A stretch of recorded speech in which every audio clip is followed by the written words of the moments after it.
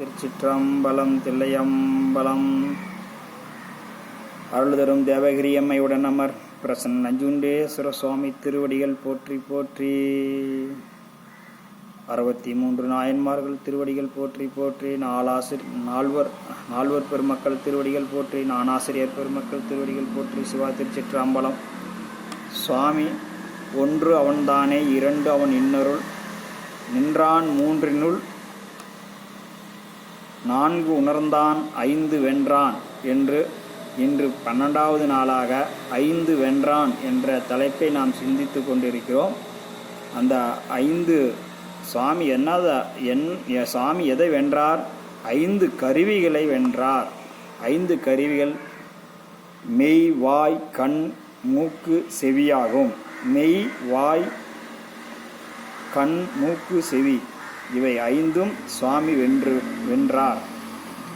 இந்த அஞ்சு பஞ்ச புறக்கருவிகள் 5ம் இந்த மனதை எல்லாம் துன்பத்துக்கு ஆளாக்கிவிடும்.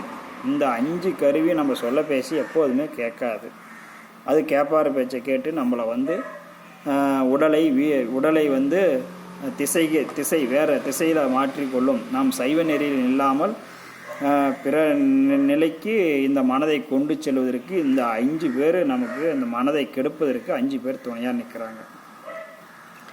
இந்த மனம் என்பது சிவபெருமான் இந்த ஆன்மா சிவனை போய் அடைவதற்கு இந்த மனம் பல பிறவிகளை எடுத்து இந்த பிறவியினும் கடலில் இருந்து நீந்தி இந்த மனம் இப்பொழுது இந்த உடம்புல இப்போ எங்கே இருக்குது.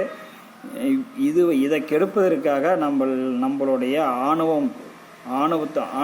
ஆணவத்தின் துணை கொண்டு 5 கருவிகள் இருக்கிறது. கண், மெய், வாய், கண், மூக்கு, செவி அப்படின்னு 5 கருவி. இந்த 5 கருவிகளை நாம் அடக்கி இறைவன் திருவருளை நினைக்க வேண்டும். இந்த கண்ணால் எப்பொழுதும் இறைவன் திருவடியும் அபிஷேகங்களையும் பார்த்து மகிழ வேண்டும். மூக்கால் அவனுடைய அபிஷேக பொருட்களின் வாசனைகளையும் சாமிக்கு சாத்துகின்ற மலர்களின் வாசனைகளையும் நுகர வேண்டும். அதேமாரி அடியார் பெருமக்கள் திருக்கூட்டத்தில் அடியார் பெருமக்களின் திருநீற்று மனங்களை நாம் சுவாசிக்க வேண்டும். அடியார் பெருமக்கள் திருக்கூட்டத்தில் திருநீற்றின் மனத்தை சுவாசிக்க வேண்டும். வாயால் எப்பொழுதும் 5 எழுத்தை சொல்லி கொண்டு வர வேண்டும்.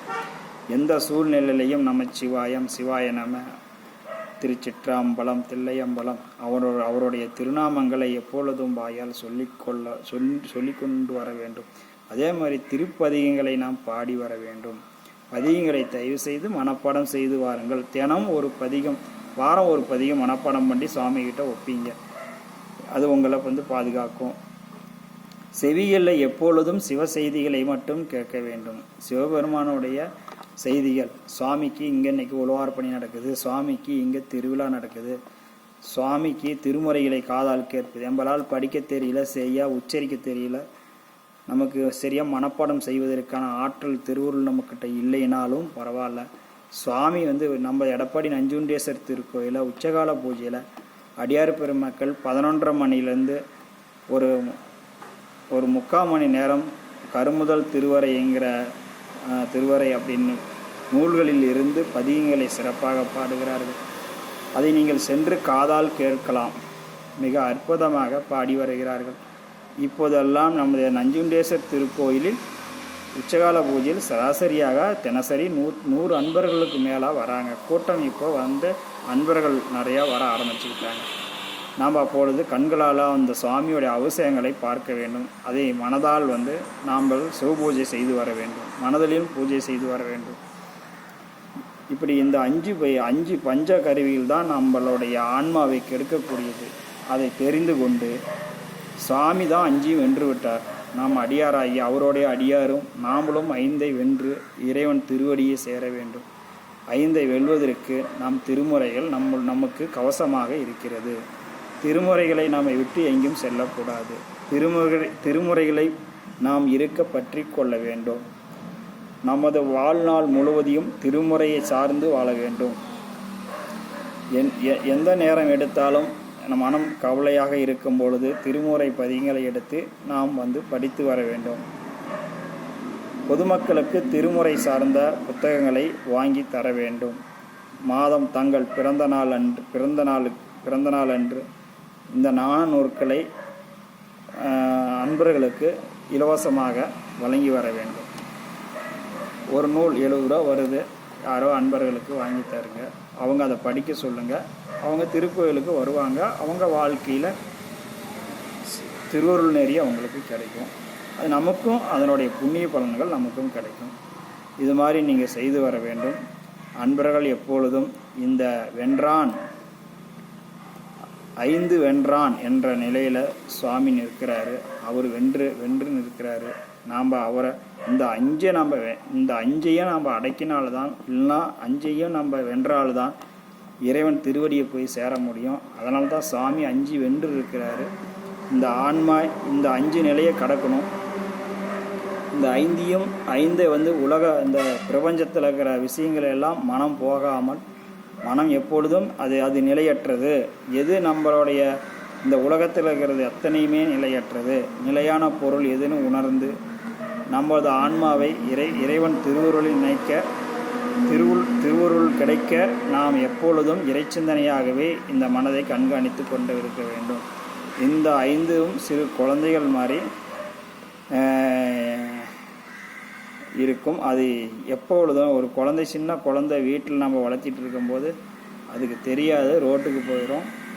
பக்கத்தில் ஏதாவது ஒரு தொட்டி இது மாதிரி இருந்தால் போய் தொட்டியில் விழுந்து போயிடும். அது மாதிரி நாம் பெற்றோர்களாகிய நாம் தான் கண்காணிக்க வேண்டும். அது மாதிரி இந்த சாமியோட திருவருள் கருணையினால் நாம் இந்த 5 பொறிகளை கண்காணித்து தவறான சிந்தனைகளுக்கு போகாமல் இறை சிந்தனையில் இருக்குமாறு எப்பொழுதும் நம்மளுடைய இறைவன் வகுத்த இந்த நேரங்களை, இறைவன் கொடுத்த இந்த நேரங்களை இறை திருவருளாகவே நாம் எப்போதும் சிவபெருமான் திருநாமத்தை சொல்லிக்கொண்டே அவனோட மனக்கண்ணில் பூஜை செய்து கொண்டு எப்பொழுதுமே நம்ம இறைவனுடைய சிந்தனையாகவே இருக்கணும். யாரோடைய பேச்சையும் கேட்கக்கூடாது. இதை தவிர வேறு வழி இல்லை. நாம் எப்பொழுதும் இறைவனுடையத்திலே இருந்தோம்னா ஒரே ஒரு குண்டூசி வலி கூட நீங்கள் சாகிற வரைக்கும் வராது. அது எவ்வளோ பெரிய நீங்கள் கடன்பட்டு இருந்தாலும் சரி, வினைக்கடன் இருந்தாலும் சரி, சுவாமியே திருநாமத்தையே சொல்லிக்கிட்டு திருக்கோயிலில் போய் சுவாமி வழிபாடு செஞ்சுக்கிட்டு ஒரு நேரம் மீண்டும் வீட்டில் அமர்ந்து சுவாமி திருப்பதிகளையும் சிவபூஜைகளுக்கு உண்டான வேலைகளை செய்யுங்க. எந்த நேரத்திலும் அதிகமான அன்பர்களிடத்தில் பழகிக்காதீங்க. அதிகமான நட்புகள் வைக்க வேண்டாம். வகுப்புக்கு போகிறீங்க, அன்பர்கிட்ட வணக்கம் செலுத்துறீங்க, மீண்டும் நீங்கள் வீட்டில் சிவபூஜை செஞ்சுட்டு வாங்க. அதிகமான நண்பர்களில் பழகி கொண்டால் அங்கு நம்மளுடைய சிந்தனைகள் ஒவ்வொரு மெய்யன்பர்கள் ஒவ்வொருவரும் ஒவ்வொரு மாதிரியாக இருப்பார்கள். அதனால் நீங்கள் கவனமாக இருந்து உங்கள் சிந்தனைகளை வேறு விதமாக திசை மாறி போகாமல் நீங்கள் எப்பொழுதும் சிவசிந்தனையாக இருப்பதற்கு உண்டான சுயநலமாக இருக்கணும். நாம் இறைவனை நினைப்பதற்கு நாம் எப்பொழுதும் சுயநலமாக இருக்கணும். சும்மா நம்ம ஊர் சுற்றிக்கிட்டுலாம் இருக்கக்கூடாது. நம்ம நண்பர்கள் கிடைத்தாங்க, அங்கே வா போகலாம், இங்கே வா போகலாம், அவங்க கூப்பிட்டாங்க, இவங்க கூப்பிட்டான்னு சொல்லி நம்ம போகக்கூடாது. எங்கே போனாலும் இறைவனுடைய நம்மளால் முடிந்த இறை ஆற்றல் இறைவனுடைய பெருமைகளை அங்கே நாம் உணர்த்த வேண்டும். எப்பொழுதும் சிவத்தொண்டுகளிலே நாம் இரண்டரம் கலந்திருக்க வேண்டும். சிவா திருச்சிற்றம்பலம். மீண்டும் நாம் ஆறு விரிந்தான் சுவாமி 6 நிலைகளை விரிகிறாரு. அதை நாம் அடுத்த நாட்கள் சந்திப்போம். சிவா திருச்சிற்றம்பலம்.